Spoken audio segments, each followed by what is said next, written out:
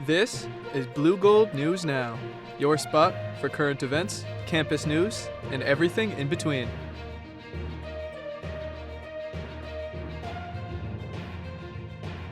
Now live from Tower Studio, it's BNN with your hosts, Elizabeth Lindahl and Samantha Burnett. Good evening, I'm Samantha Burnett. And I'm Elizabeth Lindahl. Coming up tonight, Eau Claire Area School District parents rally for the neighborhood schools. Ways Blue Golds can get into the holiday spirit. And your weekly recap of Blue Gold sports on BNN Blitz. But first, staying healthy this fall. The Eau Claire City County Health Department is running a clinic for free flu shots here in Eau Claire. The clinic taking place on October 22nd at South Middle School. You can walk in for a shot from 3:15 to 6 p.m. Appointments are also accepted. In addition to the clinic at South, a drive-through clinic will be hosted at the Altoona Fire Department on October 21st. This clinic is by appointment only and you do not need to exit your vehicle. Appointments are from 3:30 to 7 p.m. If you are not able to make it to one of the free clinics, the City County Health Department has additional resources on their website. In recent Eau Claire Area School District board meetings, the community has been discussing the possible closing of 2 neighborhood elementary schools. There are 3 possible elementary schools that the district may choose between: Longfellow Elementary, Roosevelt Elementary, and Flynn Elementary. On Monday, October 6th, parents and kids from all 3 schools came together to make signs and rally in front of the main entrance of the Eau Claire Area School District building to greet board members as they arrived for another meeting. As board members made their way into the building, parents and children chanted, "Save our schools." The board plans to continue working with parents and community members to decide what will best benefit both the district and the communities involved. The district hopes to have a decision by December 2025. The University of Wisconsin Board of Regents has been making budget cuts this year. BNN reporter Preston Whitford has more on how UWEC Sociology Club is making their voices heard. Thanks, Sam and Elizabeth. On Monday, October 6th, members of the Eau Claire Sociology Club hosted an event called Flags for Free Speech to encourage students to express themselves across campus. The event took place at multiple locations across campus. Sociology Club members handed out pride flags and pins to students, faculty, and staff. Participants were encouraged to wear or display the flags throughout the week as a sign of expression. Event organizers say the event was designed to promote conversation about free speech and community visibility on campus. Samantha Thurston, Community Outreach Chair for the Eau Claire Sociology Club, shared more about the context surrounding the event. So recently the DI cuts have made it to the UW Eau Claire campus, which is unsurprising but unfortunate, and we are resisting erasure of marginalized communities because marginalized communities are always the first to be targeted when it comes to these DEI cuts. Students can expect to see the flags around campus throughout the week as the event continues to encourage dialogue on free expression. For more information on upcoming events hosted by student organizations, visit the UW Eau Claire events calendar. For BNN, I'm Preston Whitford. Back to you, Sam and Elizabeth. Well, thanks, Preston. Volume 1 and the local store will be offering themed trolleys again this holiday season. The Dark History of Eau Claire tour is a 90-minute tour sharing the dark side of Eau Claire until November 1st. Throughout the fall, the trolley will also be taking off and showcasing the fall scenery across the Chippewa Valley. This Christmas season, the Holly Jolly Trolley will be back with more details to be announced later on in the year. The trolley will be taking guests to Irvine Park to see the lights and other light displays across the valley. There will also be other Christmas and holiday-themed trolleys with more information to be released. Eau Claire County Planning and Development has joined the Recycle Coach Network to help residents reduce their household waste and become better at recycling. Recycle Coach has a free app that is now available in Eau Claire County that can be accessed from either your computer or phone. These platforms include engagement and education tools to help community members correctly dispose of waste. The app can help you manage your waste by providing information for the local disposal of thousands of household items and requirements for common and uncommon items. Last week, the UWEC Foundation announced the sale of former Sacred Heart Hospital building to Commonweal Development. BNN Olivia Felix has more on the developments of the story. That's right, Sam and Elizabeth. The UW Eau Claire Foundation and BHI Incorporated had originally bought the Sacred Heart building back in April of this year and expressed excitement about the future possibilities for the 27-acre property. But now, the building was announced sold to Commonweal Development Corp., a commercial real estate agency in Eau Claire. Okay. According to an October 2nd media release, when the building was originally purchased, multiple options were reviewed and discussed for the new space, but it was ultimately decided that the sale of the building was in the best interest of UW Eau Claire, its foundation, and the Eau Claire community. Commonweal has worked closely with UW Eau Claire Foundation on other projects like Haymarket and the Pablo Center. According to Kurt Krzan, president of UW Eau Claire's foundation and the executive director of Blue Gold Real Estate, Commonweal's successful track record is, quote, tremendous, end quote, and when it comes to developing properties in Eau Claire and western Wisconsin. Krzan also stated in the media release, quote, we are excited they are taking the lead on creating new opportunities, end quote. Commonweal President Stuart Schaefer expressed gratitude towards the Eau Claire Foundation, stating, quote, we appreciate the trust that UW Eau Claire Foundation and UW Eau Claire have placed in Commonweal to redevelop the former Sacred Heart Hospital site, end quote. Blue Gold Real Estate and BHEI kept 5 acres from the Sacred Heart property and still owns 5 acres from another sale last fall. So there's still 10 acres available on Upper Campus for potential projects that I will leave up to your imagination. Back to you, Elizabeth and Sam. Thanks, Olivia. BNN will be right back after this break. Stick around for your weather forecast and an update on Blue Gold Sports on BNN Blitz.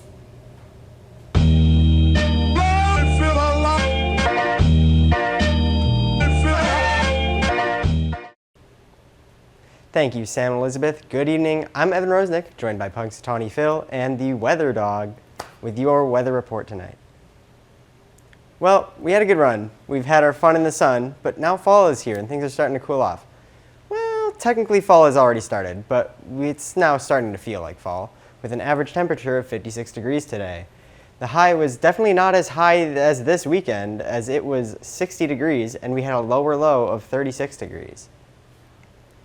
Looking at our week ahead, the temperatures will mostly keep falling as we approach the 50s.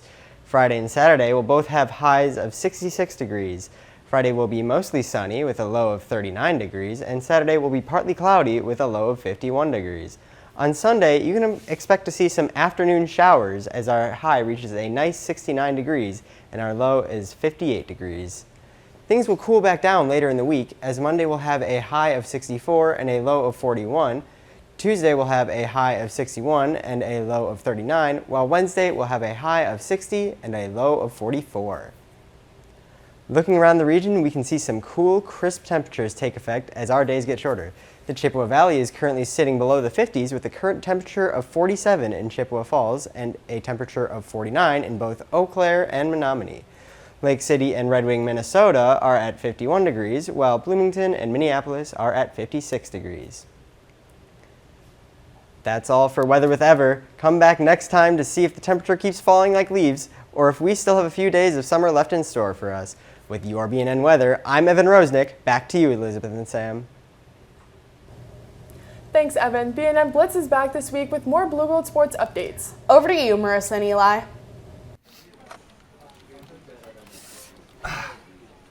Do you need the closer? It's time. Bring in the closer. Alright, listen. Multiple choice versus short answer. Watch the curveball on question 8, alright? This teacher's a hard grader and it's a trick question, alright? Canvas is yours.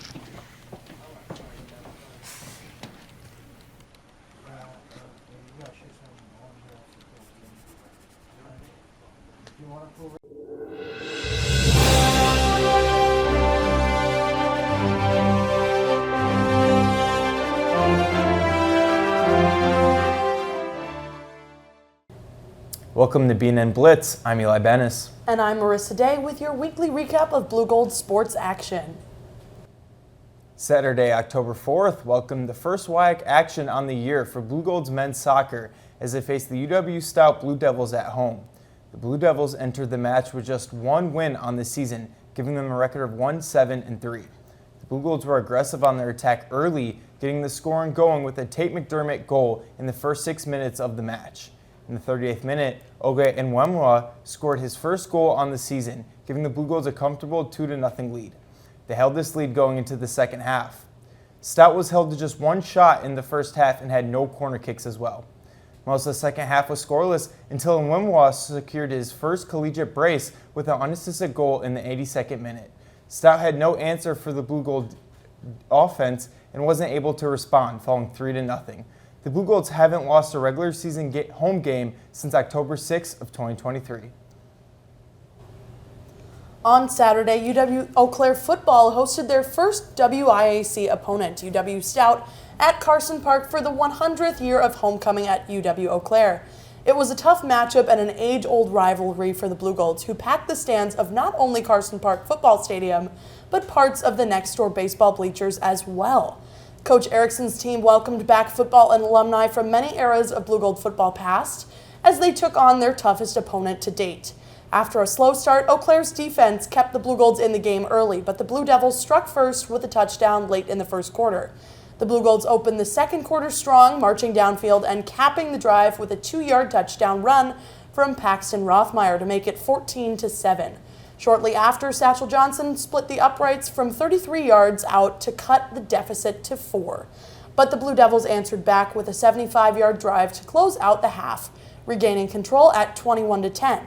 The fourth quarter brought some momentum after Aiden Drost recorded a sack and fumble recovery, but a costly penalty stalled the drive. The Blue Devils added another score early in the quarter before the Blue Golds responded. A 10-yard touchdown pass from quarterback Aiden Helder to Matt Kuchai to cap off the day. The final score at Carson Park reading 42-17 Blue Devils. The climb is far from over for the Blue Golds as they face off against ranked opponents UW La Crosse and UW Oshkosh on the road in the coming weeks. Blue Golds women's golf concluded their fall season on October 3rd through the 5th, where they competed in the WIAC tournament in Reedsburg, Wisconsin at the Reedsburg Country Club.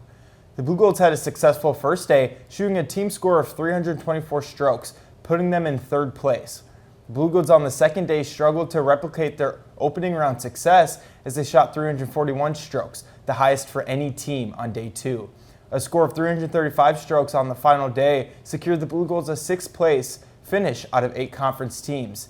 Tally Schwindelwein was the standout for the team as she finished tied for 7th place overall, shooting 24 over par. Schuldenwein ended her freshman season with multiple top 20 finishes on the season. Homecoming Saturday was also a big day for women's soccer as the Blue Golds took on the UW Oshkosh Titans at Simpson Field. The Blue Golds took an early lead beginning the first half with a decisive goal by Emma Donovan in the 4th minute, assisted by Clara Farley. Neither team added any additional scores to the scoreboard at Saturday's game, a surefire sign of a tight contest to open the conference season. Thanks to a strong defensive showing from goalie and WIAC Defensive Player of the Week Bella Jones, the Blue Golds were able to edge out the Titans, leaving them scoreless starting 0-1 in conference play. This week, Jones tallied 12 saves across 2 matches, with the victory over the Titans marking her 3rd shutout of the season.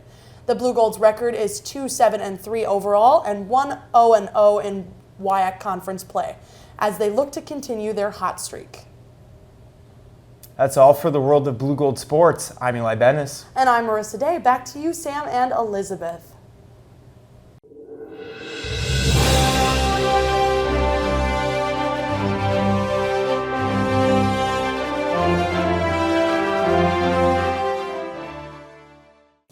Hi, I'm Leo and I host Home Screen at TV10. Every other week I bring you the best gaming content, reviews, news, and video game clips. If you're a gamer, this show is made for you. Tune in at mytv10.uwec.edu or on our YouTube channel, UWEC TV10.